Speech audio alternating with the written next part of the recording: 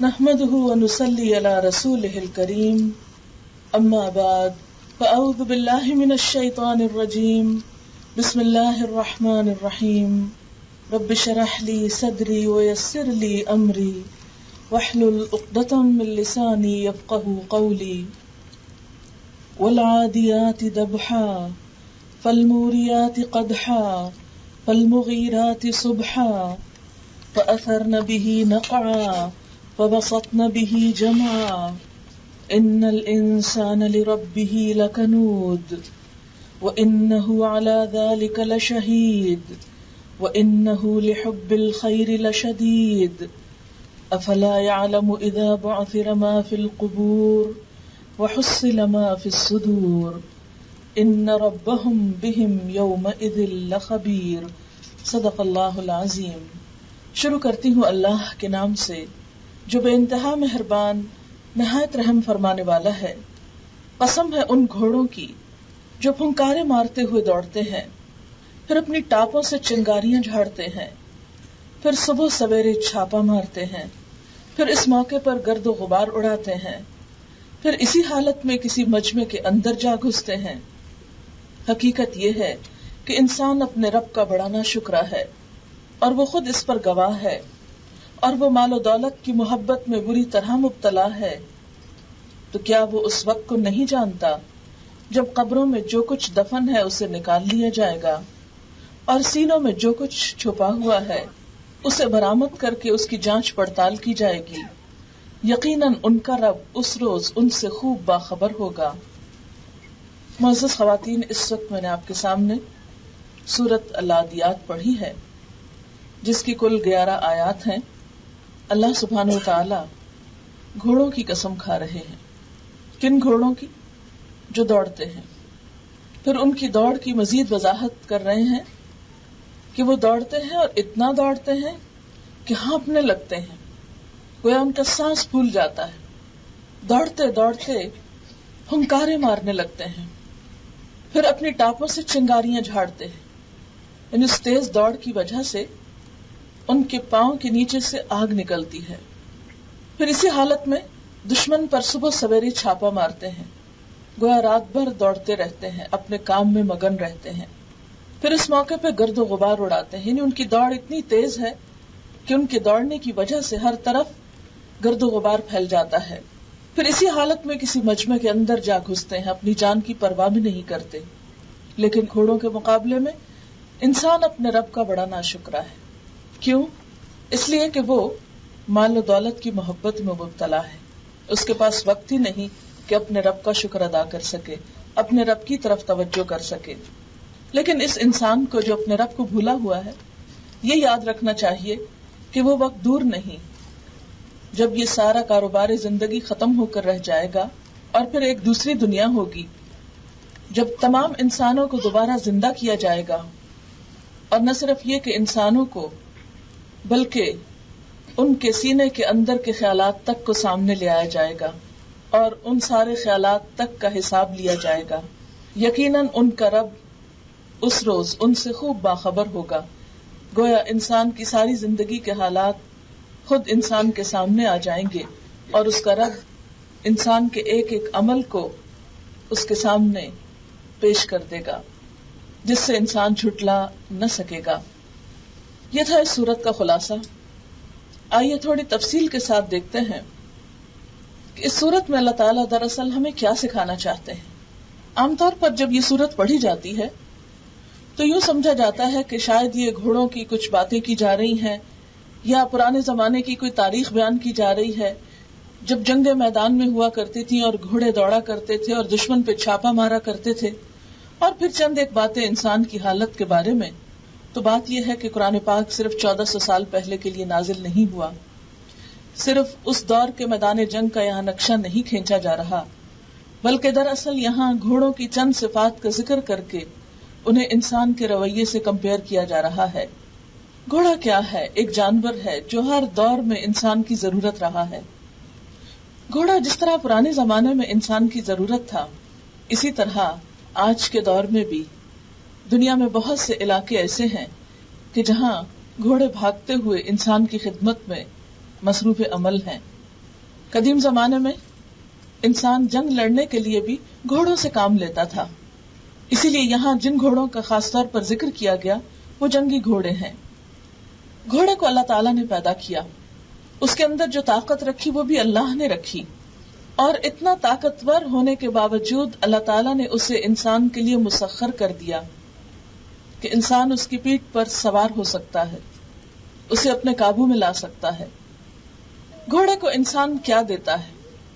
تھوڑا سا چارہ اور پانی اور بس، لیکن جواب میں گھوڑے سے کتنے فائدے حاصل کرتا ہے وہ گھوڑا جو انسان کی خدمت کے لیے ہے۔ انسان کے ایک اشارے پر دوڑ پڑتا ہے، اور جہاں تک انسان چاہتا ہے گھوڑا دوڑتا چلا جاتا ہے، اتنا دوڑتا ہے کہ دوڑتے ہوئے ہانپنے لگتا ہے، اس کا سانس پھولنے لگتا ہے، پھر اتنا دوڑتا ہے راستے میں جو کچھ بھی آئے، خواہ ہموار میدان ہو یا پتھریلی زمین ہو، کیونکہ پتھروں پہ دوڑتے ہوئے گھوڑے کے پاؤں سے چنگاریاں نکلتی ہیں۔ تو گویا مالک کے کہنے پر، مالک کی خدمت میں اگر اسے دوڑنا پڑے اور دوڑتے دوڑتے راستوں میں پتھر بھی آ جائیں تو بھی وہ اپنا دوڑنا بند نہیں کرتا، دوڑتا ہی چلا جاتا ہے، حتیٰ کہ اگر اس کے پاؤں سے آگ بھی نکلے تو بھی اسے پرواہ نہیں، وہ اپنی دوڑ میں کچھ بھی کمی نہیں کرتا اور دوڑتا چلا جاتا ہے، اور اتنا دوڑتا ہے کہ ہر طرف گرد و غبار پھیل جاتا ہے، پورا ماحول متاثر ہو جاتا ہے، اس کی دوڑ سے آس پاس کے علاقے متاثر ہوتے ہیں، پتہ چلتا ہے کہ کوئی دوڑ رہا ہے۔ پھر صبح سویرے جب وہ دشمن پر چھاپا مارتا ہے تو گویا اپنی نیند قربان کرتا ہے، اور جب دشمن کی فوج میں جا گھستا ہے تو اپنی جان کی بھی پرواہ نہیں کرتا۔ آئیے اب ہم دیکھتے ہیں کہ ہمارے مالک نے ہمیں کیا کچھ نہیں دیا۔ زندگی کی بے شمار نعمتیں ہیں ہمارے پاس، زندگی جیسی نعمت اللہ تعالیٰ چاہے تو کسی وقت بھی واپس لے سکتا ہے۔ یہ ہمارے ہاتھ پاؤں، جسم کا ایک ایک عضو، یہ ہمارے خون کی سرکولیشن، یہ ہمارا سانس لینا، یہ ہمارا غذا کو ہضم کرنا اور اس کا ہمارے جسم کا حصہ بننا، ہمارے لیے طاقت کا ذریعہ بننا، ہمارا چلنا پھرنا، دیکھنے کی قوت، یہ سب کچھ کس نے دی ہمیں؟ اللہ رب العزت نے۔ پھر اس کے بعد کھانے کے لیے طرح طرح کی نعمتیں دی، دنیا میں ہماری خواہشات اور ہماری خوشیوں کے طرح طرح کے سامان پیدا کیے، اس دنیا کو کئی رنگوں میں بنایا، انسان کو عقل جیسی نعمت دی۔ ان ساری چیزوں کو پا کر اتنی نعمتیں کہ جن کو انسان گن نہیں سکتا، ان تعدوا نعمت اللہ لا تحصوها، اگر تم اللہ کی نعمتوں کو گننا چاہو تو گن نہ سکو، ان گنت نعمتیں، دن رات صبح شام، ان سب کو پا کر ہماری اپنے رب کے راستے میں دوڑ کیسی ہے اور کتنی ہے، ہم اپنی طرف نظر دوڑائیں۔ ایک انسان اپنے گھوڑے کو صرف دانا اور پانی دیتا ہے، ایک محدود غذا دیتا ہے، لیکن اس کے مقابلے میں اس سے بے پناہ خدمت لیتا ہے، اور وہ اس کے لیے پوری طرح وفادار ہے کہ اپنی جان تک کی پرواہ نہیں کرتا۔ لیکن ہم اپنے رویے کو دیکھیں، اسی لیے تو اللہ تعالیٰ فرماتے ہیں ان الانسان لربہ لکنود، یقیناً انسان اپنے رب کا بڑا ناشکرا ہے، وہ سب کچھ لینے کے بعد اسی کو بھول جاتا ہے، اسی کو فراموش کر دیتا ہے۔ نیکی کے راستے میں، اللہ کی اطاعت کے راستے میں، اللہ تعالیٰ کے ذکر کے لیے، اس کے شکر کی ادائیگی کے لیے، اس کی اطاعت اور فرما برداری کے لیے، اس کے دین کے لیے ہم کتنا دوڑتے ہیں۔ آج ہم میں سے ہر ایک اپنے رویے پر غور کرے، دنیا کے کاموں کے لیے، دنیا کی خوشیاں پانے کے لیے ہمارے دل کیسے کیسے نہیں مچل جاتے، ہم کہاں تک نہیں پہنچتے، لیکن دین کے لیے ہماری دوڑ کتنی ہے۔ جب اللہ کی اطاعت کا وقت آتا ہے تو ہماری دوڑ کیسی ہوتی ہے۔ اگر ہم اپنی زندگی پر نظر ڈالیں صبح سے لے کر رات تک، تو ہم میں سے ہر شخص دوڑ رہا ہے، اور جو جو وقت گزر رہا ہے ہم میں سے اکثریت کی دوڑ تیز ہوتی چلی جا رہی ہے۔ وقت کے ساتھ ساتھ ہم سب کی دوڑ بڑھتی چلی جا رہی ہے۔ ہم سب اپنا بچپن یاد کریں، اس وقت ہم سب جانتے ہیں کہ زندگی کی دوڑ ایسی نہ تھی جو اب نظر آتی ہے۔ اس وقت اگر مرد ضروریات پوری کرنے کے لیے، اگر کاروبار کے لیے، کام کے لیے دوڑتے بھی تھے تو کم از کم عورتیں اس دوڑ میں اتنی شریک نہ تھیں. آج تو خواتین بھی دنیا کمانے کی دوڑ میں کچھ پیچھے نہیں ہیں اور شاید مردوں سے بھی آگے بڑھ کر ہیں. لیکن ہم اپنے آپ سے پوچھیں کہ جب دین کی بات آتی ہے، جب اللہ کی رضا کی بات آتی ہے، جب اس کی خوشی حاصل کرنے کا وقت آتا ہے تو ہماری دوڑ کتنی رہ جاتی ہے. ہم دن بھر دنیا کے کام کرتے ہوئے کتنی بار اپنی سانس پھولاتے ہیں. دنیا کے کاموں میں کتنی دفعہ واقعی ہم ہانپنے لگتے ہیں کہ تیز تیز چلتے ہیں. صبح اٹھتے ہی جلدی جلدی ناشتہ بناتے ہیں، جلدی جلدی بچوں کو رخصت کرتے ہیں، جلدی جلدی بھاگتے دوڑتے گھر کے کام سمیٹتے ہیں اور جلدی جلدی گاڑیاں دوڑاتے ہم دنیا کے کاموں میں آفیسز میں پہنچتے ہیں، اپنی جابز پر پہنچتے ہیں اور پھر دوڑتے دوڑتے گھر پہنچتے ہیں. پھر وہی دنیا کے کام، کھانا پینا، اور ان میں جب تھوڑا سا نمازوں کے لیے وقت آ جائے تو ہماری دوڑ کتنی ہوتی ہے. شاید وہ بھی ہم دوڑتے دوڑتے پڑ جاتے ہیں جبکہ وہاں سکون اور اطمینان کی ضرورت ہوتی ہے. ہم سب اپنے رویوں پر غور کریں. دنیا کے لیے ہماری دوڑ کتنی اور آخرت کے لیے ہماری دوڑ کیسی؟ وہ دنیا جس کے بارے میں ہم سب جانتے ہیں، جس کا زیادہ بھی بہت کم ہے اور جس کا کم تو بہت ہی کم ہے، جس کی مدت بھی بہت تھوڑی ہے، جس میں ملنے والی ساری نعمتیں بھی محدود ہیں، اس کے لیے ہماری کوشش، ہماری دوڑ دن رات ہے. اسی دوڑ میں ہمارا بچپن گزرا. چھوٹے چھوٹے معصوم بچوں کو دیکھیں، کس طرح صبح سویرے ان کو اٹھا دیا جاتا ہے، کس طرح ان کو دوڑایا جاتا ہے اسکولوں کی طرف، پھر ہوم ورک پہ، اور کس طرح مختلف کورسز کرانے پہ ہم دن رات پریشان رہتے ہیں. کس طرح جوانی ان کی تعلیم حاصل کرتے اور دنیا کی فکر کرتے گزر جاتی ہے، اور کس طرح پھر بڑھاپا آتا ہے. یہ سب کچھ جتنا بھی زندگی کا وقت ہے کس دوڑ میں گزرتا ہے، کس کوشش میں گزرتا ہے. ہم سب جانتے ہیں کہ صرف دنیا مقصود ہوتی ہے، صرف چند دن کی زندگی کے لیے ہماری یہ ساری کوششیں ہوتی ہیں. لیکن بطور مسلمان ہم سب یہ جانتے بھی ہیں اور مانتے بھی ہیں کہ ہماری اصل زندگی آخرت کی زندگی ہے، جس میں ہمیں ہمیشہ ہمیشہ رہنا ہے، جہاں کسی سے یہ نہیں دیکھا جائے گا کہ اس کا نام کیا تھا، اس کا حسب نسب کیا تھا، اس کے پاس مال کتنا تھا، وہ کس خاندان سے تعلق رکھتا تھا، وہ کس ملک میں رہتا تھا، وہ کیا کرتا تھا. یہ نہیں دیکھا جائے گا. وہاں تو دیکھا یہ جائے گا کہ ایکم احسن عملا، کہ تم میں سب سے اچھے کام کر کے کون آیا، کس نے دنیا کی اس دوڑ میں اپنے رب کو بھی یاد رکھا، کس نے دنیا کے کمانے میں اپنے رب کی رضا کو بھی مد نظر رکھا، کس نے اس کی خوشی پانے کے لیے بھی اپنا وقت قربان کیا، کس نے اس کے راستے میں جانے کے لیے بھی کچھ دوڑ لگائی. ہم سارا ہفتہ دنیا کے کام کریں، اچھی طرح کریں، اچھی نیت کے ساتھ، ان طریقوں کے ساتھ جن پر اللہ تعالیٰ راضی ہے، اس کی نافرمانی کے کام نہ کریں تو دنیا کی دوڑ بھی کچھ بری نہیں. ہاں اگر اس کے پیچھے نیت درست ہے. لیکن اس دنیا کی دوڑ میں دنیا کے کام کرتے ہوئے جب کبھی اللہ کی یاد کا وقت آ جائے، نماز کا وقت آ جائے، دین سیکھنے کا وقت آ جائے، دین سیکھنے کے لیے بلایا جائے، تو اس وقت بھی ہماری دوڑ اسی طرح ذوق اور شوق کے ساتھ ہونی چاہیے.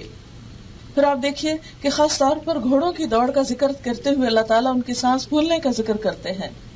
اور سانس کا پھولنا اس بات کی علامت ہے کہ وہ جسمانی طور پر بھی مشقت کر رہے ہیں.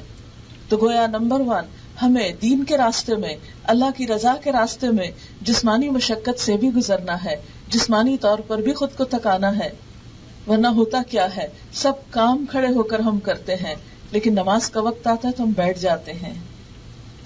ہمارا پکانا کھڑے ہو کر، ہماری واشنگ کھڑے ہو کر، ہماری کلیننگ کھڑے ہو کر، سب کام کھڑے ہو کر، شاپنگ کھڑے ہو کر، بعض اوقات تو کھانا بھی کھڑے ہو کر، جس کے لیے بیٹھ کے کھانے کے لیے کہا گیا.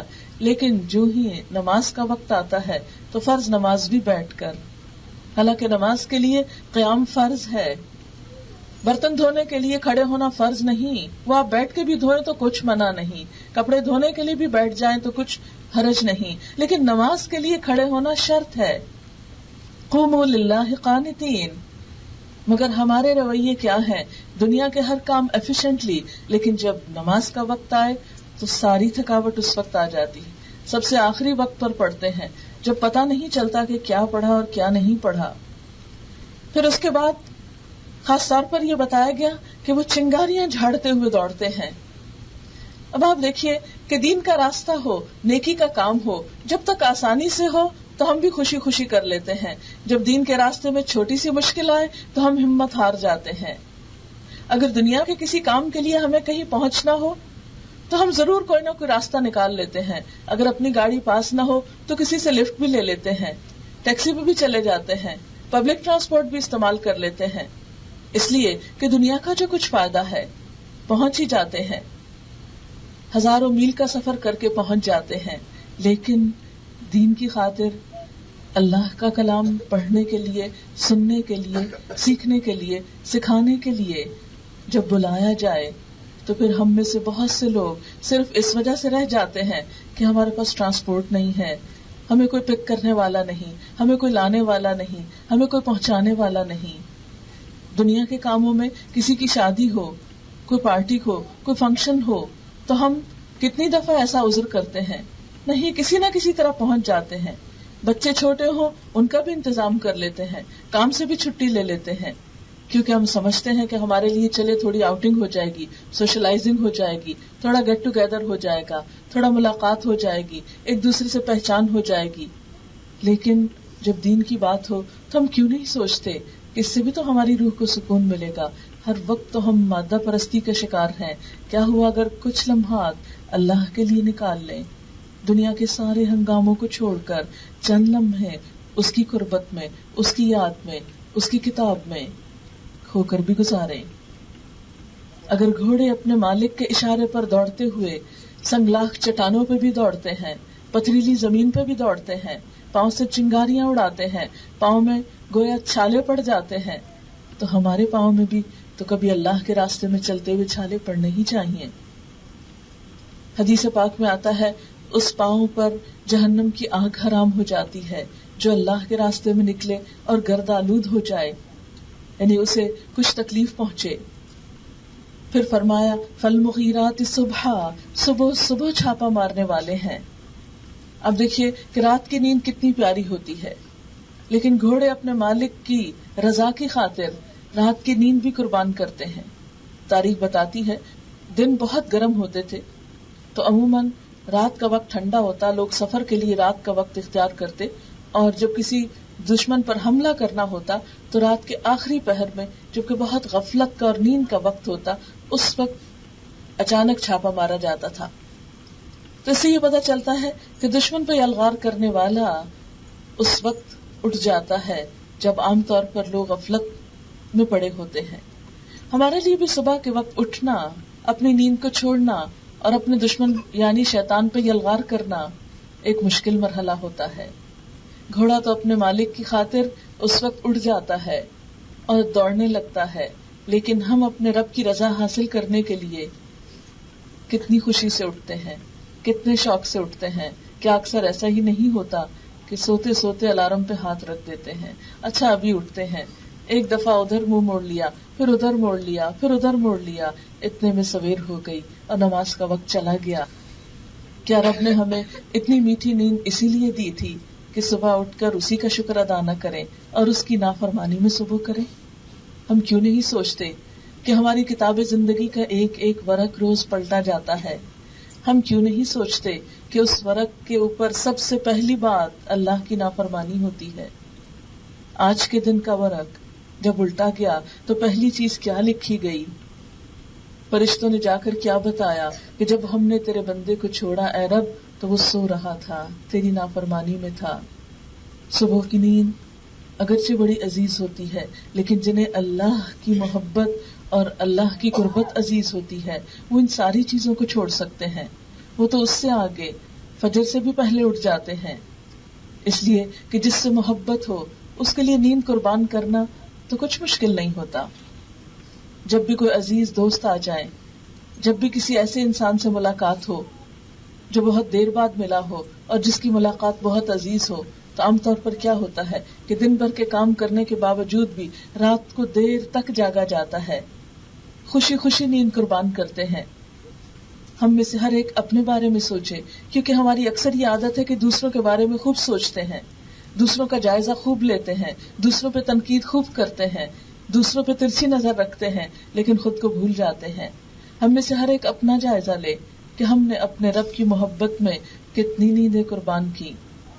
دنیا والوں کی محبت میں، پیسے کی محبت میں، اولاد کی محبت میں اور دیگر انسانوں کی محبت میں تو شاید بہت سی نیندیں قربان کی ہوں، اور شوق سے کی ہوں، خوشی سے کی ہوں. اپنے رب کی خاطر کتنی نیند قربان کی. فَأَثَرْنَ بِهِ نَقْعًا فَوَسَطْنَ بِهِ جَمْعًا. پھر گھوڑوں کی ایک اور صفت بیان کی گئی کہ وہ اس موقع پر گرد و غبار اڑاتے ہیں، یعنی دوڑتے ہوئے ان کے پاؤں کی رفتار سے اور ان ٹاپوں کی بھوچھاڑ سے اتنی گرد اڑتی ہے کہ ہر طرف گرد ہی گرد ہو جاتی ہے. تو اس سے کیا پتا چلتا ہے کہ گھوڑا جب اپنے مالک کی خاطر دوڑتا ہے تو اس بات کی پرواہ نہیں کرتا کہ آس پاس کیا ہو رہا ہے. اس کی دوڑ سے اس کا ماحول متاثر ہوتا ہے. اسی طرح بندہ مومن کی دوڑ سے ماحول متاثر ہوتا ہے، ارد گرد پتہ چلتا ہے کہ یہ اپنے رب کی خاطر دوڑ رہا ہے. ماحول میں ایک تبدیلی آتی ہے. جو لوگ اپنے رب کی خاطر، اپنے دین کی خاطر دوڑتے ہیں، ان کی دوڑ سے ان کے آس پاس کے ماحول میں ضرور تبدیلی آتی ہے. ایک ماں جو اللہ کی محبت میں دوڑتی ہے تو ہو نہیں سکتا کہ بچوں کو ایک چلتا پھرتا اللہ کی محبت کا نمونہ جب نظر آئے تو ان کے اندر ایک تبدیلی نہ آئے، ان کو محسوس نہ ہو یہ محبت. اس گھر میں ایک دوسری ہی خوشبو پھیل جاتی ہے. جیسے مٹی کے اڑنے سے ایک خاص قسم کی خوشبو پھیلتی ہے، اسی طرح اس شخص کے دوڑنے سے جو اللہ کی محبت میں دوڑ رہا ہو، نیکی کے کاموں میں دوڑ رہا ہو، بھلائی اور خیر میں دوڑ رہا ہو، خلق خدا کی مدد کے لیے دوڑ رہا ہو، اس کے دوڑنے سے بھی آس پاس متاثر ہوتا ہے، ماحول میں ایک تبدیلی آتی ہے. فَوَسَطْنَ بِهِ جَمْعًا.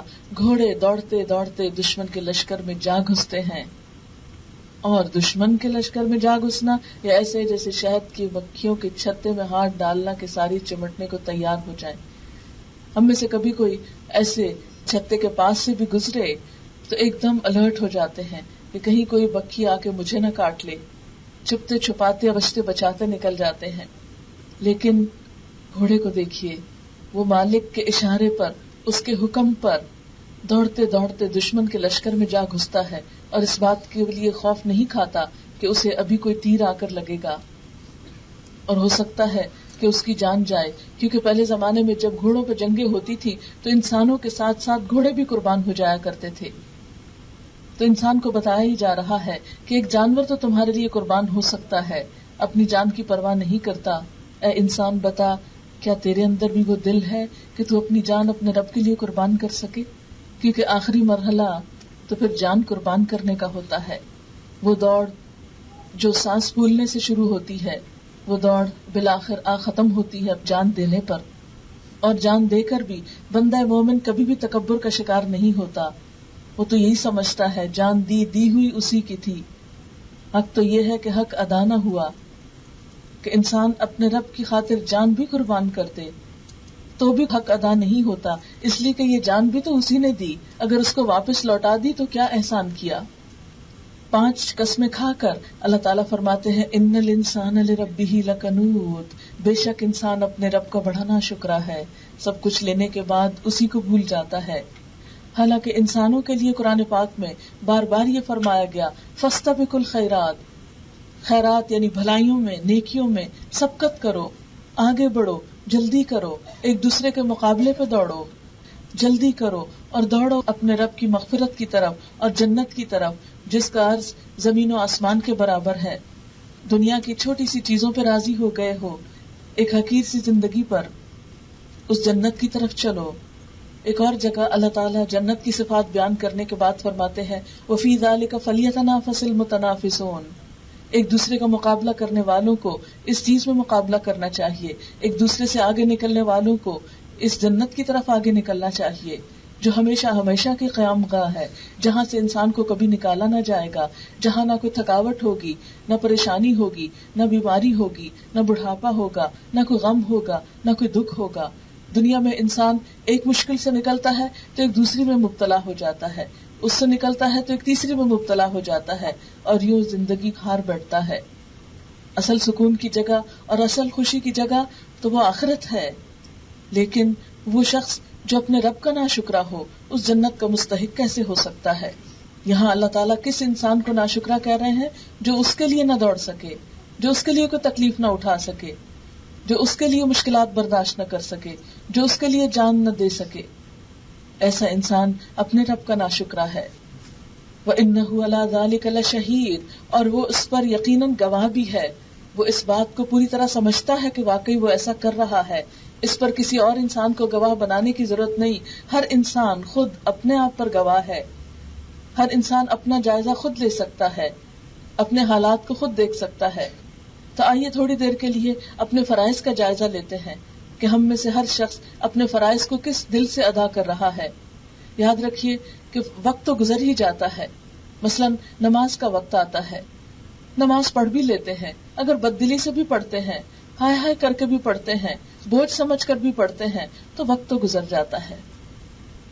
اگر رب کی محبت کے ساتھ پڑھتے ہیں، اگر اس کے ذکر کے لیے، اس کی یاد کے لیے، اس کے شکر کے لیے پڑھتے ہیں، تو وہی نماز رب کی پسندیدہ ہے. اسی طرح رمضان آتا ہے تو ہم ڈرنے لگتے ہیں، ہاں اتنے گھنٹے بھوکا رہنا پڑے گا. لیکن آپ نے دیکھا ہوگا کہ وقت گزر جاتا ہے، رمضان آتا ہے اور چلا جاتا ہے. دیکھنا یہ ہے کہ ہمارا رویہ اس میں کیا ہوتا ہے. اسی طرح اللہ کی راہ میں جب دینے کا وقت آتا ہے، زکوٰۃ کی ادائیگی کا وقت آتا ہے، نفل صدقات کی ادائیگی کا وقت آتا ہے، تو اس وقت ہمارے دل کا حال کیا ہوتا ہے. بات دراصل یہی ہے کہ جیسے بارش کا ایک پہلا قطرہ ٹپکنے کی دیر ہوتی ہے، پھر اس کے بعد موسلا دھار بارش شروع ہو جاتی ہے. انسان جب اپنے رب کی خاطر دینے لگتا ہے تو شیطان اس کو روکتا ہے. لیکن آپ نے دیکھا ہوگا کہ کبھی تھوڑا سا دے کر آپ کا دل اتنا کھلتا ہے کہ بالکل بارش کی طرح برسنے لگتا ہے، پھر آسان ہو جاتا ہے. ایک نیکی دوسری نیکی کو راہ دیتی ہے، انسان کے لیے آسانیاں پیدا ہوتی چلی جاتی ہیں. لیکن ہم اپنے آپ کا جائزہ لیں کہ جس رب نے ہمیں دیا، ہم اس کے بندوں پر، اس کے دین کے راستے پر کتنا خرچ کرنے والے ہیں، کس دل اور کس شوق کے ساتھ، کس خوشی کے ساتھ. ان الانسان لربہ لکنود، انسان اپنے رب کا بڑا ناشکرا ہے. پھر اسی طرح آپ دیکھیں کہ ورلڈ ٹور کرنے میں ہمیں کوئی زحمت نہیں ہوتی، لیکن اللہ کے گھر میں جانے کے لیے کتنی خوشی سے جاتے ہیں. بہت سے لوگ حج کا فریضہ بہت سی وجوہات کی بنا پہ ٹالتے رہتے ہیں، کبھی کوئی عذر پیش کرتے ہیں، کبھی کوئی عذر پیش کرتے ہیں. حالانکہ انہی سارے اوقات کے درمیان، انہی ساری مصروفیات میں دنیا کے ملکوں میں جانے سے نہیں چوکتے، لیکن اللہ کے گھر جانے میں بہت مشکل ہوتی ہے. کیا اسی کے لیے ہمارے پاس وقت نہیں جس نے یہ زندگی دی؟ اسی کے لیے مال نہیں جس نے یہ سب مال دیا؟ اسی کے لیے جسمانی قوت نہیں جس نے یہ قوت ہمیں عطا کی؟ تو جس رب نے یہ سب کچھ دیا، اس کی راہ پہ جاتے ہوئے ہمارا دل کیا کہتا ہے؟ ہم میں سے ہر ایک کو صرف یہ فکر نہیں کرنی کہ وہ چند فرائض پورے کر رہا ہے، یہ بھی دیکھنا ہے کہ کس دل سے کر رہا ہے، کتنے شوق سے کر رہا ہے، کتنی محبت سے کر رہا ہے. الحمدللہ ہم میں سے بہت سے لوگ قرآن پڑھتے ہیں، بہت سے لوگ نماز پڑھتے ہیں، حج روزہ بھی کرتے ہیں، زکوٰۃ بھی دیتے ہیں، لیکن ان سب چیزوں کو ہم بوجھ کیوں سمجھتے ہیں؟ اللہ تعالیٰ فرماتے ہیں وَإِنَّهُ عَلَىٰ ذَلِكَ لَشَهِيدٌ، انسان خود اس پر گواہ ہے. یقیناً وہ گواہ ہے، وہ جانتا ہے کہ ان کاموں کو کرتے وقت اس کا دل کیوں نہیں کھلتا، وہ شوق سے آگے کیوں نہیں بڑھتا، وہ بار بار پلٹ پلٹ کے سوچتا کیوں ہے، وہ بچا بچا کے رکھتا کیوں ہے. دنیا کے کسی کام کا شوق آتا ہے تو ہم کسی سے نہیں پوچھتے، ہم کسی سے مشورہ نہیں کرتے، بلکہ چھپ چھپ کے کر لیتے ہیں کہ اگر کسی سے مشورہ کیا تو ہو سکتا ہے روک ہی دے. کہیں جانا ہو تو شوہر سے بازو کا جھجک کے نہیں پوچھتے کہ ایسا نہ ہو کہ نہ ہی کر دیں تو پھر نہ جا سکیں گے، اس لیے بہتر آ کے بتا دیں گے وہ وہاں گئے تھے. لیکن جب دین کا کام آتا ہے، دین کی بات آتی ہے، رب کی اطاعت کی بات آتی ہے، کبھی ایک سے کنسلٹ کرتے ہیں، کبھی دوسرے سے سوال پوچھتے ہیں، کبھی تیسرے سے. ہم میں سے بہت سے لوگ بہت سی باتیں جانتے ہوئے بھی عمل نہیں کرتے. کیوں نہیں کرتے؟ کیوں بار بار وہی سوال کرتے چلے جاتے ہیں؟ اس لیے کہ دل نہیں مانتا نا. جس چیز کو دل مان جائے وہ تو بس پھر پتہ چلنے کی دیر ہوتی ہے. کہیں سیل لگی ہو صرف پتہ چلنے کی دیر ہے، کسی سے مشورہ کرنے کی ضرورت نہیں، فوراً پہنچ جائیں گے. کسی انسان سے ملاقات کا شوق ہو، کسی سے مشورے کی ضرورت نہیں، جیسے تیسے پہنچ جائیں گے. چائے کا شوق ہو تو کسی سے نہیں پوچھیں گے، فوراً بنا لیں گے. ٹیلی فون پہ گپ شپ کا شوق ہو تو انتظار کریں گے، وقت ڈھونڈیں گے کہ کس وقت سب کام ختم ہو تو پھر بیٹھ کے گپ شپ لگائیں دوستوں سے. تو بات یہ ہے کہ جب مال کی محبت میں، انسانوں کی محبت میں ہم دوڑ پڑتے ہیں، اللہ تعالیٰ یہی تو شکوہ کر رہے ہیں، میرے لیے کیوں نہیں دوڑتے ہو، میرا کام کیوں نہیں شوق سے کرتے ہو، میری طرح محبت سے کیوں نہیں آتے ہو، سب کچھ تو میں نے تمہیں دیا اور میری ہی طرف آنے سے کتراتے ہو. پھر آپ دیکھیں کہ دنیا کی خاطر ہمیں کچھ کام کرتے وقت بسا اوقات کچھ بھی شرم نہیں آتی. بعض اوقات اگر ہمارے پاس مال نہیں، پیسہ چاہیے تو ہم چھوٹے سے چھوٹا کام کرنے کو تیار ہو جائیں گے. ہم کبھی نہیں سوچیں گے کہ نہیں یہ کام تو میری حیثیت سے کم ہے. ہم کہتے ہیں چلو شکر ہے ملا تو صحیح، کم ہے یا زیادہ کچھ تو مال ہاتھ آئے گا. لیکن دین کا کام کرتے وقت، دین کی طرف بڑھتے وقت ہم بسا اوقات لوگوں سے ڈرنے لگتے ہیں، ہم شرمانے لگتے ہیں. لوگ کیا کہیں گے، سر ڈھانک لیا. کیا لوگ چھڑائیں گے قیامت کے دن؟ لوگ کیا کہیں گے، اب مسجد جانے لگی، لوگ کہیں گے اب درس سننے لگی، لوگ کہیں گے لو اب یہ بھی ملانی ہو گئی. لوگوں کے ڈر سے ہم اللہ کا راستہ چھوڑ دیتے ہیں. ان الانسان لربہ لکنود، اپنے رب ہی کے ناشکرے ہیں. دنیا کا کوئی کام کرتے ہوئے ہمیں جھجک نہیں آتی، جس چیز کو دل چاہتا ہے وہاں شرم نہیں آتی، لیکن اللہ کی بات کے لیے کیوں جھجک آتی ہے، کیوں شرم آتی ہے، کیوں لوگوں کا ڈر ہے؟ ہم لوگوں کے غلام کیوں ہو گئے؟ ہمیں تو ہونا چاہیے تھا اللہ کا غلام، اللہ کی اطاعت میں. لیکن ہم نے تو اللہ کی اطاعت چھوڑ کر لوگوں کی اطاعت اپنے گلے ڈال لی، لوگوں کا ڈر اپنے گلے ڈال لیا، لوگوں کی محبت اپنے گلے ڈال لی. حالانکہ قیامت کے دن وہ اللہ کے ہاں کچھ بھی کام نہ آئیں گے. کیوں؟ اس لیے کہ جب قبروں میں ڈالے جائیں گے کون ساتھ جائے گا؟ کسی ایک کا نام تو لیں جو ساتھ چلے گا. شوہر، بیوی، بچے، کوئی بھی نہیں، ساتھ کوئی نہیں جاتا. بڑی بڑی محبتوں کے دعوے کرنے والے، سب کی محبتیں دنیا تک رہ جاتی ہیں، آگے کوئی بھی نہیں جاتا. اور پھر افلا یعلم اذا بعثر ما فی القبور، انسان کو بھول گیا وہ وقت کہ انسان نے اپنے رب ہی کی طرف واپس جانا ہے. یہ دوڑتے دوڑتے ایک دن ٹھوکر کھائے گا دنیا میں اور پہنچ جائے گا ایک دوسری دنیا میں. ایسا گرے گا کہ اٹھ نہ سکے گا. پھر زمین کے اوپر نہیں، زمین کے اندر پہنچ جائے گا. پھر سارا رنگ روپ، اس کی ساری شکل و صورت، دنیا کا سارا جاہ جلال، سب کچھ مٹی ہو جائے گا. وہ بھلا دیا جائے گا. کوئی اس کو جانتا نہ ہوگا، کوئی اس کا نام لینے والا نہ ہوگا. اس کی قبر کے پاس سے کئی گزریں گے، کسی کو نہیں یاد ہوگا کہ یہاں کون ہے، کیا اس کی حیثیت، کیا اس کا مرتبہ، کیا اس کا مقام، کسی کو کچھ یاد نہیں ہوگا. اور پھر ایک دن آئے گا کہ یہ مٹی میں ملا ہوا انسان پھر دوبارہ اٹھا دیا جائے گا. افلا یعلم، کیا انسان جانتا نہیں، کیا انسان بھول چکا؟ اذا بعثر ما فی القبور، کہ جو کچھ قبروں میں دفن ہے وہ سب نکال لیا جائے گا. یہ بعثر کا لفظ بھی بہت عجیب ہے. یہ لفظ عربی میں استعمال ہوتا ہے کسی چیز کو زمین کے اندر کریدنے، کھودنے اور اس سے الٹ پلٹ کے کسی چیز کو نکالنے کے، کہ انسان جتنی بھی تہوں کے اندر چلا جائے. کیونکہ آپ نے دیکھا ہوگا کہ بسا اوقات دنیا میں ایک آبادی ہوتی ہے، کسی آندھی طوفان مصیبت سے مٹ جاتی، ختم ہو جاتی ہے، اتنی مٹی میں دب جاتے ہیں لوگ کہ یوں لگتا ہے جیسے یہاں کبھی آبادی تھی نہیں. پھر ایک اور قوم آتی ہے، پھر اس کے ساتھ وہی ہوتا ہے، پھر اسی طرح اور قوم آتی ہے.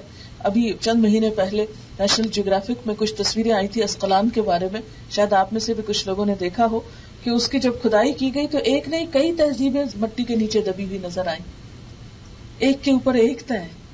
تو بعثر ما فی القبور کا یہی مطلب ہے کہ ایک تہ ہٹا کے وہاں جو کچھ ہے وہ نکال لیا جائے گا، پھر اگلی تہ ہٹا دی جائے گی، پھر اس کے اندر جو کچھ ہے، پھر اس کے اندر جو کچھ ہے، یا انسان کی ہڈیاں اور جسم جہاں جہاں مٹی میں گیا وہ سب کچھ وہاں سے نکال لیا جائے گا. کیونکہ خواہ انسان کو ایک جگہ بھی دفن کیا جائے، بسا اوقات ایسے واقعات ہوتے ہیں کہ انسان کی ہڈیاں کہیں سے کہیں پہنچ جاتی. ابھی ریسنٹلی پاکستان میں جو سیلاب آیا ہے وہ قبرستانوں کو بھی بہا کے لے گیا. بعض قبرستانوں کو تو ایسا بہا ہے کہ وہاں سے ہڈیاں بھی پانی کے ساتھ بہتی ہوئی لوگوں کے گھروں تک جا پہنچی. اور قبرستان جو خاص طور پر گہرائی میں تھے وہاں تو کئی دن پانی کھڑا رہا، اور پھر ساتھ سے نالے گزر رہے ہیں اور اس کے اندر ہی ہڈیاں ادھر ادھر گم. سوچ کر بھی اور دیکھ کر وحشت آتی ہے. اور انسان اگر اپنے آپ کو وہاں رکھ کے سوچے، کون بچا سکتا ہے اپنے آپ کو بہنے سے یا کھونے سے یا گم ہونے سے؟ لیکن اللہ تعالیٰ کے لیے کچھ مشکل نہیں، واپس لا کے سب کو جوڑ کر کھڑا کر دے. ہزاروں میل پر بھی انسان کے ٹکڑے بکھر جائیں تو اللہ تعالیٰ کے لیے کچھ مشکل نہیں کہ ایک کن کہہ کے سب کو جمع کر لے. تو اللہ تعالیٰ انسان کو احساس دلا رہے ہیں افلا یعلم اذا بعثر ما فی القبور، کیا انسان جانتا نہیں کہ قبروں میں جو کچھ ہے سب کچھ نکال کر باہر لے آیا جائے گا. وحصل ما فی الصدور، اور پورا انسان بنا کر پھر اس کے سینے کے اندر جو کچھ ہے اس سے حاصل کر لیا جائے گا. حصل کا لفظ عربی میں استعمال ہوتا ہے کسی نٹ کا شیل توڑ کر اندر سے گری نکالنے کو. جیسے بادام ہوتا ہے اس کو توڑ کر اس کے اندر کی جو گری نکالی جاتی ہے اس کو کہتے ہیں حصلہ، یعنی کسی چیز کا لب لباب مغز اور نچوڑ اور اس کے اندر کا کور تک نکال کے باہر لے آنا، اس کو کہتے ہیں حاصل کرنا. اردو میں بھی یہ لفظ حاصل کرنا میں استعمال ہوتا ہے. وحصل ما فی الصدور، صدور کیا؟ صدر، صدر سینے کو کہتے ہیں. سینہ دراصل کیا ہے؟ ہڈیوں کا ایک پنجرا ہے. اس کے اندر کیا ہے؟ دل ہے. دل کے اندر کیا ہے؟ انسان کے خیالات، احساسات، جذبات، محبتیں، نفرتیں، خواہشات، طمع، لالچ، جو کچھ بھی ہے سب کچھ یہی تو ہے. تو اللہ تعالیٰ فرماتے ہیں کہ وہ دن آئے گا جب سینے کے اندر جو چیز ہے اس کو نکال لی جائے گی. بالکل ایسے ہی نا کہ جیسے ہمارے سینے کی ہڈیاں کیا ہے؟ شل کی طرح ہے، اور اس کے اندر دل کیا ہے؟ جیسے ایک نٹ ہے، جیسے ایک بادام کی گری ہے. اس کو توڑ کر اسے نکال لیا گیا، اور اس کو نکال کر اس کے اندر جو اس کا اصل ہے یعنی خیالات کا مجموعہ ہے ان سب کو بھی نکال کر سامنے لایا جائے گا، ان سب کو لکھ لیا جائے گا. جیسے ECG ہوتی ہے، ایک طرح سے پین چلتا چلا جاتا ہے اور لکھا جاتا ہے کہ دل کی دھڑکن کیسی ہے. اللہ تعالیٰ کے ہاتھ اس سے بھی زیادہ زبردست قسم کے آلات ہوں گے کہ جو انسان کی سوچیں ہوں گی، جو انسان کی خواہشات ہوں گی وہ سب بھی لکھی ہوئی سامنے آ جائیں گی. حصل ما فی الصدور، نیتیں سامنے آ جائیں گی.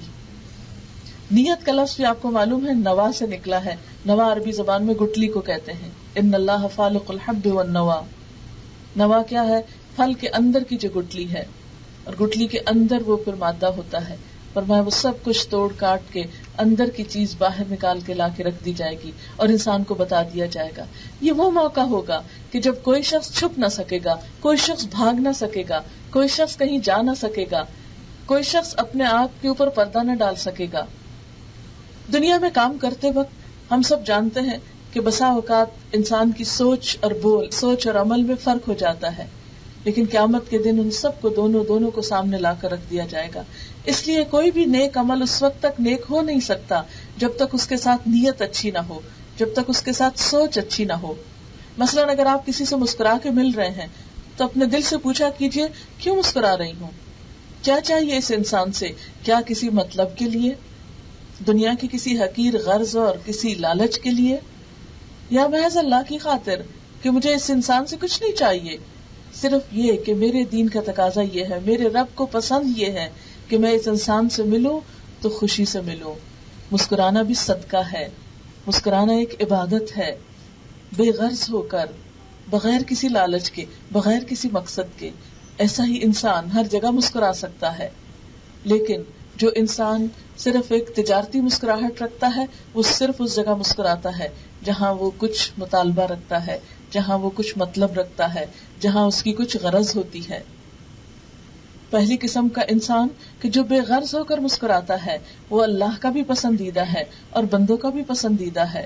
اور وہ انسان جو غرض رکھ کے مسکراتا ہے وہ اللہ کی نگاہ میں بھی کوئی مقام نہیں رکھتا اور بندوں کی نگاہ میں بھی بہت جلد پہچانا جاتا ہے کہ اس کے دوہرے رویے کہ جب مطلب ہو تو بہت اچھی طرح ملنے کو آتا ہے، اور جو مطلب ختم ہو جائے اس کے ساتھ وہ اپنے آپ کو اس طرح اجنبی بتاتا ہے کہ گویا اس کو پہچانتا ہی نہ ہو. اسی طرح کوئی بھی معاملہ ہو زندگی کا، اسلام کی بنیادی تعلیم یہی ہے کہ انما الاعمال بالنیات، اعمال کا دار و مدار نیتوں پر ہے. بڑے سے بڑا کام، ایک نہیں 7 حج بھی اگر کوئی کر لے لیکن حاجی کہلانے کے لیے، دنیا والوں میں نیک کہلانے کے لیے، اپنی نیکی کا روگ جمانے کے لیے، تو اس میں سے ایک بھی قبول نہیں. لیکن اگر انسان چھوٹے سے چھوٹا عمل بھی خلوص نیت کے ساتھ کرتا ہے تو اللہ تعالیٰ کے ہاں اس کی بہت بڑی قبولیت ہے. اس کے ہاں کوالٹی چاہیے، خواہ وہ تھوڑا سا عمل ہی کیوں نہ ہو، انسان کی بخشش کے لیے کافی ہو جاتا ہے. پھر فرمایا ان ربہم بہم یومئذ لخبیر، بے شک ان کا رب ان کے بارے میں اس دن خوب باخبر ہوگا. انسان کے صرف ظاہری اعمال ہی نہیں انسان کے اندر کی سب باتیں بھی اللہ کو معلوم ہوگی، اور جب انسان اپنے رب کے سامنے بالکل عیاں ہوگا تو چھپ کر بھاگ کر کہاں جا سکے گا۔ اس سورت کی آیت نمبر 8 جو ہے وَإِنَّهُ لِحُبِّ الْخَيْرِ لَشَدِيدٌ، یہ اس کا ایک طرح سے مرکزی مضمون ہے۔ انسان کے ناشکرے پن کی اصل وجہ کیا ہے؟ کہ وہ مال کی محبت میں گرفتار ہے، اور صرف محبت میں گرفتار نہیں، لشدید، بہت شدت سے مال کی محبت میں گرفتار ہے۔ مال کی خاطر اپنا ایمان بیچ ڈالتا ہے، مال کی خاطر جھوٹ بولنا پڑے تو بولنے سے گریز نہیں کرتا، مال کی خاطر اپنا دین بدلنا پڑے تو بدلنے سے گریز نہیں کرتا۔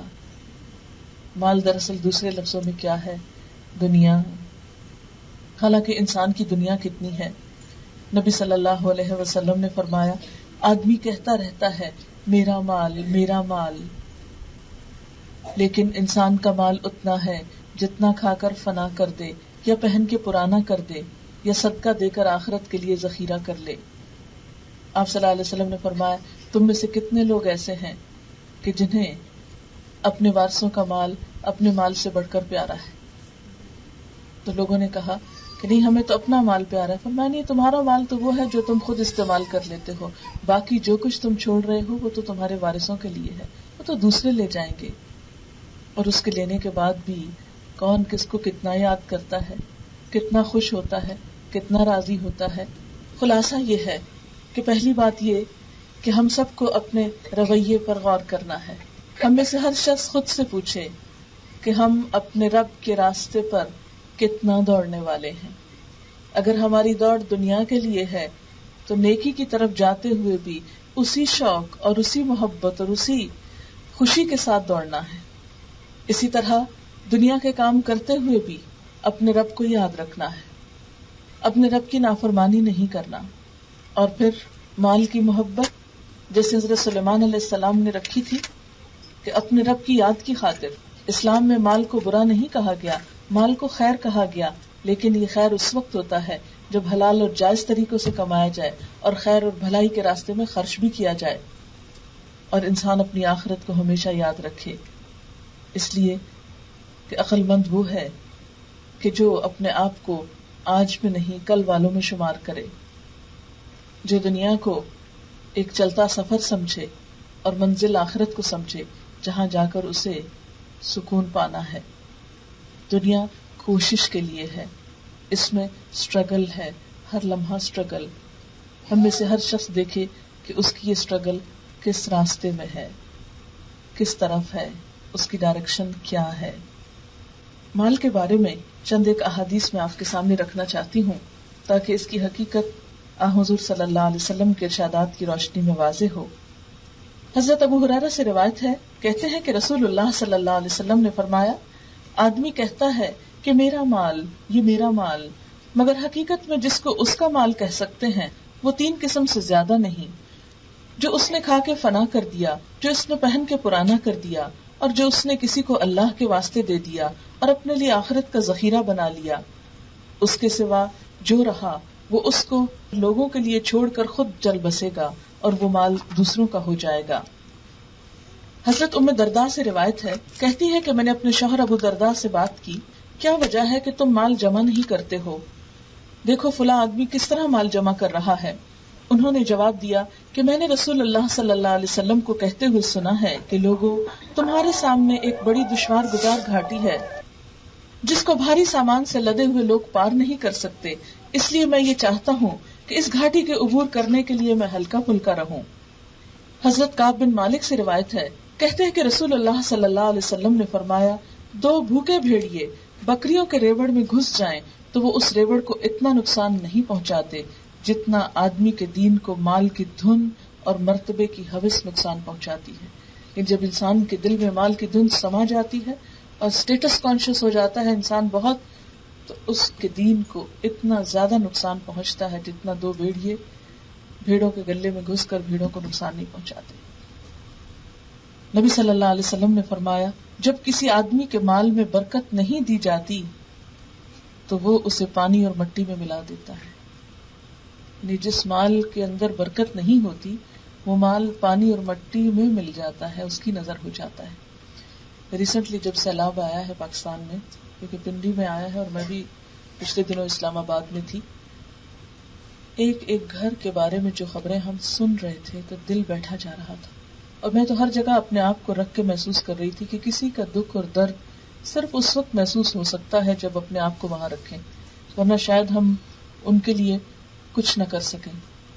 بہت سے گھر ایسے تھے کہ جیسے ڈبل سٹوری گھر ہے تو عام طور پر صرف بیڈ رومز اوپر ہوتے ہیں، باقی سب گھر کا سامان سٹوریج وغیرہ نیچے کے حصے میں ہوتا ہے.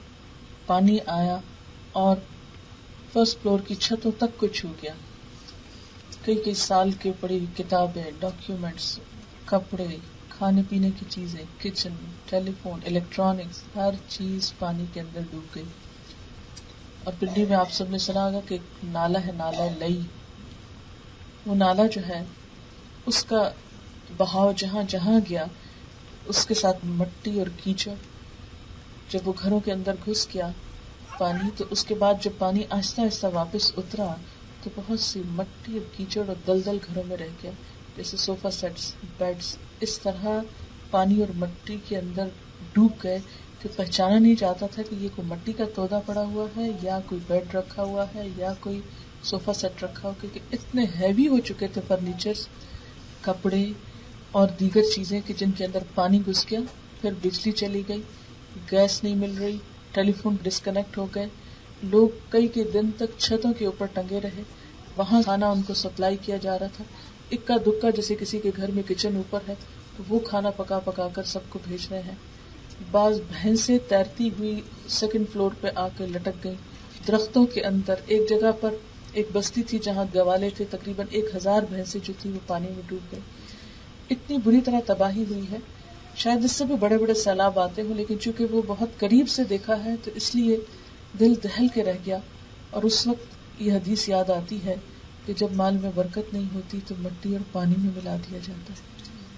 اتنے سجے ہوئے گھر، کئی سالوں کی محنت، کون سوچ سکتا تھا کہ راتوں رات ایسا پانی آئے گا. یوں لگ رہا تھا کہ جیسے کوئی آبشار بہ رہی ہو، یعنی چند گھنٹوں کی بارش نے اتنا تیز پانی، ایک ریلا آ رہا ہے، دوسرا آ رہا ہے، تیسرا آ رہا ہے، اور کوئی سوچ نہیں سکتا تھا کہ یہ واقعی ان کے گھروں تک بھی چڑھ آئے گا. اور بعض اوقات تو ایک منزل سے اوپر بھی گیا ہے پانی. تو بات یہ ہے کہ یہ نہیں کہ نعوذ باللہ وہ لوگ کو بہت گناہگار تھے تو اس وجہ سے ان کے ساتھ یہ ہوا. اللہ تعالیٰ دونوں کو آزماتا ہے. جس پہ مصیبت آتی ہے اس کی بھی آزمائش ہوتی ہے اور جن پہ نہیں آتی ان کی بھی ہوتی ہے کہ اب یہ رویہ کیا کرتے ہیں. جب مصیبت آتی ہے تو اس انسان جس پر مصیبت آئی ہے اس کا رویہ کیا ہے. اللہ تعالیٰ کا یہ تو قرآن پاک میں وعدہ ہے کہ ہر ایک کو آزمائے گا، چاہے کوئی نیک ہے یا بد ہے، سب کو آزمائے گا. اس لیے یہ نہیں کہ جن کے گھر میں سیلاب آ گئے وہ سب بہت برے لوگ تھے تو اس لیے ان کی آزمائش ہے. قرآن پاک میں آتا ہے وَلَنَبْلُوَنَّكُمْ بِشَيْءٍ مِّنَ الْخَوْفِ وَالْجُوعِ وَنَقْصٍ مِّنَ الْأَمْوَالِ وَالْأَنفُسِ وَالثَّمَرَاتِ، ہم ضرور آزمائیں گے تم کو. بِشَيْءٍ مِّنَ الْخَوْفِ، خوف سے، والجوع، بھوک سے، ونقص من الاموال، مالوں کی کمی سے، والانفس، جانوں کی کمی سے، والثمرات، اور پھلوں کی کمی سے. ایسے میں کرنا کیا چاہیے؟ وبشر الصابرین، خوشخبری دے دو صبر کرنے والوں کو. الذین اذا اصابتهم مصیبۃ، جب ان کو کوئی مصیبت آتی ہے، قالوا انا للہ وانا الیہ راجعون، کہتے ہیں کہ ہم اللہ کے لیے ہیں اور اسی کی طرف واپس جانے والے ہیں. اگر دوسری چیزیں چلی گئی تو ہم بھی جانے والے ہیں، اگر مال چلا گیا تو انسان بھی جانے والا ہے، رہنا تو یہاں کسی کو نہیں. اور جن کو اللہ نے بچا لیا ان کے لیے اب کیا آزمائش ہے؟ نمبر 1 یہ کہ وہ شکر گزار کتنے ہوتے ہیں کہ اللہ نے ان کو اس مصیبت سے بچا لیا، اور نمبر 2 یہ کہ وہ ان کی مدد کتنی کرتے ہیں جو اس مصیبت میں مبتلا ہو گئے. اور بسا اوقات اس بات سے دکھ ہوتا ہے کہ انسانوں کے اندر، ہمارے معاشرے میں اتنی بے حسی آ چکی ہے کہ دوسرے کی تکلیف اور دکھ کا احساس تک نہیں ہوتا. اور اس میں آپ دیکھیے کہ بہت سے ڈاکٹر جن کے کلینکس نیچے بیسمنٹس میں تھے، ان کی کروڑوں کی مشینری برباد ہو گئی، ان کی کلینکس، دوائیاں ڈوب گئی، ہر چیز یعنی اس بری طرح تباہی ہوئی ہے. آپ کو سوچیں کہ زلزلہ آتا ہے تو بھی چلے چھت پت گر گئے، کچھ چیزیں تو شاید بچ ہی جاتی ہیں ڈھیروں کے نیچے سے پھر نکل آتی، لیکن جب پانی کسی جگہ پر آ جاتا ہے کوئی چیز نہیں چھپتی. اسی لیے حضرت نوح علیہ السلام کی قوم پر جب پانی کا عذاب آیا تھا تو حکم ہوا تو ہر قسم کے جانور سوار کر لو، اور ہر قسم کے پودوں وغیرہ کی جو پنیری تھی وہ بھی، کیونکہ پوری زمین کو اس طرح ڈبو دیا گیا کہ کچھ بچا نہیں، اور دوبارہ زندگی پھر اسی سے پھوٹی کہ جو کچھ کشتی پہ سوار رہ گیا تھا. کیونکہ پانی کا عذاب سب سے سخت عذاب ہے کہ جس میں کوئی چیز بچتی نہیں، چھپتی نہیں. تو بہرحال نبی صلی اللہ علیہ وسلم نے فرمایا جب کسی آدمی کے مال میں برکت نہیں دی جاتی تو اسے پانی اور مٹی میں ملا دیتا ہے. نبی صلی اللہ علیہ وسلم نے فرمایا ہر امت کے لیے ایک آزمائش ہوتی ہے اور میری امت کی آزمائش مال ہے. مال کمانا برا نہیں، دنیا کے لیے کوشش کرنا برا نہیں، لیکن اس کے لیے غرض کیا ہے؟ نمبر 1 یہ کہ خود ہاتھ پھیلانے سے بچے، یعنی انسان کے لیے رزق حلال کمانا عبادت ہے، کیونکہ مانگ کر کھانا برا ہے. اگر کوئی شخص بھیک مانگنے سے بچنے کے لیے کماتا ہے، اپنے گھر والوں کی ضروریات کے لیے کماتا ہے اور مال سے اپنے پڑوسی کی خبرگیری کرتا ہے، خود غرضی کا شکار نہیں ہوتا، صرف اپنی ذات کے لیے نہیں کرتا، دوسروں کی بھی خبرگیری کرتا ہے، تو قیامت کے دن ایسا مال کمانے والا اتنی خوبصورت حال میں اٹھے گا کہ جیسے 14ویں کا چاند چمک رہا ہو. اور جس نے کمائی تو حلال طریقے سے کی، لیکن اس لیے کہ میں لوگوں سے مالداری میں بڑھ جاؤں اور ان کے سامنے اتراتا پھروں اور دکھاوے اور نام و نمود کے لیے خرچ کروں، تو اللہ تعالیٰ سے ایسی حالت میں ملے گا کہ اللہ تعالیٰ اس پر غضبناک ہوگا. یعنی اب اس میں کمپیریزن کر دیا گیا کہ مال کمانے کی غرض کیا ہے. ایک تو انسانیت کے فائدے اور بھلائی کے لیے، اور دوسری طرف اترانے کے لیے، مال میں سبقت لے جانے کے لیے، دکھاوے کے لیے، نام و نمود کے لیے. تو ایسی صورت میں یہی مال انسان کے لیے وبال جان ہوگا. آج جب ہم اپنے معاشرے میں دیکھتے ہیں تب دیکھیے کہ سب بھاگ رہے ہیں، دوڑ رہے ہیں، کوشش کر رہے ہیں، لیکن کہیں ایسا تو نہیں کہ ہم مال جمع کرتے ہیں شادیوں میں بڑے بڑے جہیز دینے کے لیے، بڑی بڑی دعوت کرنے کے لیے، دکھاوے کے لیے. اس وقت کہیں نہ کہیں سے مال بچا بچا کے رکھا ہوا بھی نکل آتا ہے، لیکن جب کسی خیر اور بھلائی کے کام کا وقت آتا ہے تو اس وقت ہم بالکل کنگال نظر آتے ہیں. آج بھی ہمارے ہاں آپ دیکھیے کہ دنیا کی تعلیم کے لیے کہاں کہاں تک ہم اپنے بچوں کو پڑھنے کے لیے نہیں روانہ کرتے، اور کتنی کتنی یونیورسٹی کی فیس دینے کے لیے ہم گھبراتے نہیں. لیکن جو ہی دین پڑھنے پڑھانے کا معاملہ آتا ہے تو ہم سب یہ سوچتے ہیں کہ یہ سب کام جو ہے وہ فری ہونا چاہیے، اور اس کے لیے کسی قسم کی کوئی مشقت اور کوئی تکلیف ہمیں برداشت نہ کرنی پڑے. یہی وجہ ہے کہ آج ہمارے ہاں دین صرف وہ لوگ پڑھتے ہیں کہ جن کے پاس دنیا پڑھنے کے لیے پیسے نہیں، یا جو دنیا میں کوئی کام نہیں کر سکتے. یہی وجہ ہے کہ دین کے معاملے میں اور آخرت کے معاملے میں ہم پیچھے سے پیچھے رہتے چلے جا رہے ہیں. تو میری اللہ تعالیٰ سے دعا ہے کہ ہمیں اپنے دین کی بہترین سمجھتے اور ہمیں اپنی محبت اور اپنے راستے اور اپنی خوشی کی خاطر اپنی راہ میں دوڑنے والا بنائے، اور مال کی محبت اگر ہے تو اسے بھی اپنی خاطر خاص کر لے. جیسے حضرت سلیمان علیہ السلام نے کہا تھا انی احببت حب الخیر عن ذکر ربی، کہ میں نے مال کی محبت اپنے رب کی یاد کی وجہ سے اختیار کی ہے. وآخر دعوانا ان الحمدللہ رب العالمین. اب میں چاہتی ہوں کہ آپ کے اسی ٹاپک پر اگر مزید کوسچن آئے تو اس ٹاپک کو واضح کر لیا جائے. اگر کوئی بات سمجھ میں نہیں آئی یا کہیں پر کنفیوژن ہوا ہے تو اس کے لیے میں تیار ہوں. ان کا سوال ہے کہ کیا قرآن پاک پڑھانے کے لیے معاوضہ لینا جائز ہے کہ نہیں، جبکہ معاوضہ بھی معمولی سا ہو؟ تو میرا جواب یہ ہے کہ معاوضہ تھوڑا ہو یا زیادہ اس سے فرق نہیں پڑتا. اصل بات یہ ہے کہ کیا وہ لینا درست ہے یا نہیں. پہلی بات یہ کہ قرآن پاک اللہ تعالیٰ نے انسانوں کی ہدایت کے لیے بھیجا ہے. ذالک الکتاب لا ریب فیہ ھدی للمتقین، یہ کتاب جس میں کوئی شک نہیں تقوی والوں کو ہدایت دینے کے لیے آئی ہے. لہذا جب ہم اس کتاب سے کوئی بھی غرض رکھیں، اس کی طرف رجوع کریں، اس کو پڑھیں یا پڑھائیں، تو ہماری سوچ، ہماری نیت، ہمارے ارادے میں کیا ہونا چاہیے کہ اس سے ہدایت لینا. اسے دنیا کمانے کے لیے استعمال نہ کریں. لیکن افسوس یہ کہ ہمارے ہاں عام طور پر قرآن پاک کو جب پڑھا بھی جاتا ہے، انڈیویجولز بھی پڑھتے ہیں، تو کس مقصد کے لیے پڑھتے ہیں؟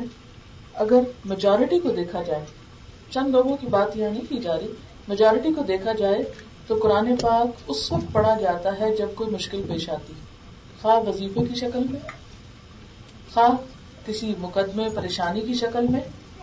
عام طور پر ہم اور بہت کچھ پڑھتے سنتے کرتے رہتے ہیں، لیکن جب بھی کوئی مشکل آتی ہے تو ہم پھر کیا کرتے ہیں؟ یا قرآن خوانی کر لیتے ہیں، یا کوئی ایک آیت یا سورت لے کر اس کو بار بار دہراتے اور پڑھتے رہتے ہیں. اور اس سے بھی مقصد اور غرض کیا ہوتا ہے کہ ہماری دنیا کی یہ مشکل آسان ہو جائے. جیسے کوئی بیمار ہو جائے تو ہم کیا کرتے ہیں کہ اس کو پڑھ کے دم کریں, یا کسی کے اوپر کوئی ایسی بیماری ہے جس کا کچھ بھی سمجھ میں نہیں آ رہا تو خاص طور پر ان بیماریوں میں اس کو بعض اوقات لکھ کے گلے میں ڈال لیتے ہیں, بعض اوقات گھول کے پلا لیتے ہیں. یہ سارے طریقے بھی دراصل کیا ہے, قرآن پاک سے دنیا کے فائدے حاصل کرنا. لیکن بات یہ ہے کہ وہ کتاب جو انسان کی ہدایت کے لیے آئی, اللہ تعالیٰ نے اس میں بہت سی برکتیں اور رحمتیں بھی رکھی. اس کو شفاء لما فی الصدور بھی بتایا گیا. سینوں کے اندر جو کچھ ہے اس کے لیے شفا ہے, رحمت ہے, نصیحت ہے. قرآن پاک کے بے شمار نام ہیں جو خود قرآن پاک کے اندر ذکر کیے گئے ہیں. اب جہاں تک سوال یہ پیدا ہوتا ہے کہ اس کو پڑھا کر یا اس کو سکھا کر یا اس کو دے کر اس کا معاوضہ لینا, تو یہ نیت اور غرض تو نہیں ہونی چاہیے. لیکن ظاہر ہے کہ جب یہ کام شروع ہوگا, مثلا اگر کوئی شخص یہ چاہتا ہے کہ قرآن پاک کو پھیلائے, دنیا میں عام کرے, اور یہ ہم مسلمانوں ہی کا فرض ہے. ریسنٹلی ہانگ کانگ میں میرا جانا ہوا, 2 جگہوں پر مجھے اسٹے کرنے کا موقع ملا, اور دونوں ہوٹلز کے بیڈ رومز میں جو بیڈ سائڈ ٹیبل تھی, دونوں کے اندر بائبل رکھی ہوئی تھی لیکن قرآن پاک نہیں تھا. ایک ہوٹل میں بائبل کے علاوہ بدھزم کی کوئی کتاب تھی, اور ایک دوسرے میں کوئی ایسی کہانیوں کی تھی, لیکن قرآن پاک نہیں تھا. آسٹریلیا میں میلبرن میں مجھے ایک جگہ رہنے کا اتفاق ہوا اسی طرح ہوٹل میں, تو وہاں بائبل موجود تھی دراز میں, لیکن قرآن پاک نہیں تھا. پھر اس کے بعد یہ ہے کہ مجھے دبئی جا کر ایک دفعہ کہیں رہنے کا اتفاق ہوا, تو وہاں ٹیلی فون ڈائریکٹری پڑی ہوئی تھی, نہ بائبل تھی نہ قرآن پاک تھا. تو وہی سوچ رہی تھی کہ آخر ہم مسلمان ہی اس حق کتاب کو, ایک سچی کتاب کو پھیلانے میں کیوں ناکام ہیں.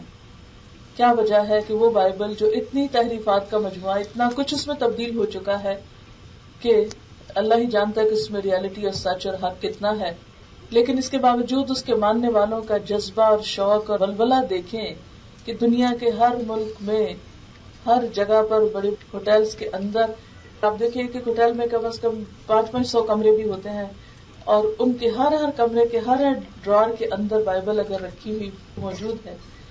کیونکہ مسافر لوگوں کے پاس عموماً اپنا سامان تو پیک ہوتا ہے, اگر کوئی بہت ریڈنگ کا شوقین بھی ہے اور بعض اوقات تھکن کی وجہ سے نیند بھی نہیں آتی, تو دراز کھولیں گے تو کچھ تو پڑھیں گے. حتیٰ کہ آپ یقین مانیں کہ میں خود لیٹی ہوئی تھی, کچھ پڑھنے کو نہیں تھا, تو میں نے سوچا چلے یہی آج کھول کے دیکھتے اس میں کیا ہے, تو اس بہانے کچھ تو پڑھتے ہوں گے. اب مثلاً یہ ہے کہ ایک شخص, معاف کیجیے گا میں ذرا جواب لمبے دوں گی کیونکہ میرے جواب صرف ہاں یا نہ یا حرام حلال نہیں ہے, میں ان سوالوں کے جواب میں بھی کچھ سکھانا چاہتی ہوں, کیونکہ ورنہ آنے کا فائدہ کچھ نہیں. ہاں نہ تو آپ کو کوئی بھی کر دے گا. تو بات یہ ہے کہ مثلاً اب کوئی شخص یہ چاہتا ہے کہ اس کتاب کو دنیا میں عام کیا جائے, اس کی مثلاً 1000 کاپیز جو ہیں وہ چھپوا کر تقسیم کرے. اب جب وہ چھپوانے لگے گا, ظاہر ہے کہ اس کو اس پر پیسے لگانے ہوں گے, کیونکہ اس کو لکھوانے کے پیسے ہوں گے, اس کی کتابت کے, کاغذ کے, اس کی چھپائی کے, اس کی جلد بندی کے, اس کے رکھنے کے, اٹھانے کے, ڈسٹریبیوشن کے. یہ ساری لیبر فری کہاں سے آئے گی؟ فری تو نہیں آ سکتی.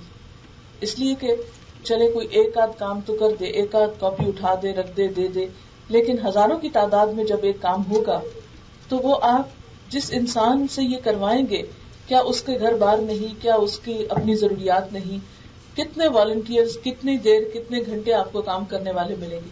آپ سب جانتے ہیں کہ جب کوئی کام والنٹریلی کرنا ہوتا ہے تو ہم میں سے کتنے لوگ اپنا وقت قربان کر کے آگے آتے ہیں, اور پھر وہ رہ جاتا ہے کام, بس ٹھیک ہے پارٹ ٹائم جب وقت ہوگا کر لیں گے. لیکن جب ایک کام کو بہترین طریقے سے آپ کو کرنا ہے تو پھر اس میں پیسہ انوالو ہوگا. اب جو قرآن کی خطاطی کرے گا وہ کتنی مفت کر سکتا ہے؟ آخر اس نے سیکھنے میں, ایک ہنر میں وقت لگایا, تو اس کی لکھنے میں کوئی حرج نہیں, اس کا معاوضہ لینا جائز ہے. ہمارے تاریخ میں کئی بادشاہ ایسے گزرے ہیں کہ ہوتے وہ بادشاہ تھے لیکن اس سے وہ کچھ بھی نہیں لیتے تھے آمدنی میں سے. ان کا پیشہ کیا ہوتا تھا؟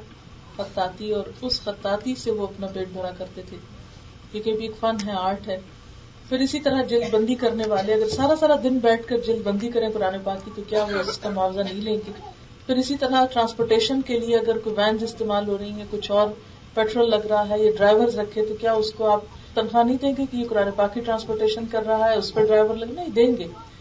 پھر اسی طرح آخر میں آ جاتا ہے مرحلہ پڑھانے کا, کہ اب پڑھانے کی باری آئی تو جو لوگ پڑھا رہے ہیں اگر تو کسی کا اپنا کام ہے، کاروبار ہے اور وہ پارٹ ٹائم خدمت کر رہا ہے دین کی تو کوئی حرج نہیں، وہ اپنے شوق سے نہیں لیتا. لیکن اگر کسی کو آپ مستقل طور پر ایک استاد رکھتے ہیں، قرآن ٹیچر رکھتے ہیں اور اس کا سارا دن کام یہی ہے، کیونکہ باقی سب لوگ مصروف ہیں، پڑھا سکنے کے باوجود نہیں پڑھا سکتے کیونکہ انہیں دنیا کے اور کام کرنے ہیں، اور یہ شخص جو اپنا سارا وقت اس کام کے لیے اسپیئر کر رہا ہے، تو ایسے شخص کے لیے معاوضہ لینا جائز ہے اور اس کی دلیل موجود ہے. اور وہ دلیل کیا ہے کہ حضرت عمر رضی اللہ تعالیٰ عنہ کے دور میں قرآن پاک کے پیڈ ٹیچرز مقرر کیے گئے تھے. اسی طرح حدیث میں بھی ہمیں اس کا جواز ملتا ہے.